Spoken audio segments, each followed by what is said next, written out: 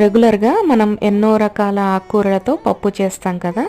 So ఈరోజు మనకు ఎన్నో ఆరోగ్య ప్రయోజనాలున్న మునగాకుతో పప్పు ఎలా చేయాలో ఈ వీడియోలో చూద్దాం. నేను ఇక్కడ 2 కట్టల మునగాకు తీసుకున్నాను. నీట్గా వాష్ చేసుకొని ఒల్చుకొని కట్ చేసుకొని పక్కన పెట్టుకోండి. ఇప్పుడు ప్రెషర్ కుక్కర్లో ఒక బౌల్ కందిపప్పు యాడ్ చేసుకొని నీట్గా వాష్ చేసుకొని ఇందులో మనం కట్ చేసుకున్న మునగాకు 1 ఆనియన్, 4 or 5 గ్రీన్ చిల్లీస్, 2 టమాటోస్ని కట్ చేసుకొని ఇందులో వేసుకోండి. అలాగే కొద్దిగా పసుపు, 2 or 3 గార్లిక్ క్లవ్స్ యాడ్ చేసుకొని కొద్దిగా వాటర్ యాడ్ చేసుకొని ఒక 4 విజిల్స్ వచ్చేంత వరకు మీడియం ఫ్లేమ్ పైన కుక్ చేసుకొని పక్కన పెట్టండి.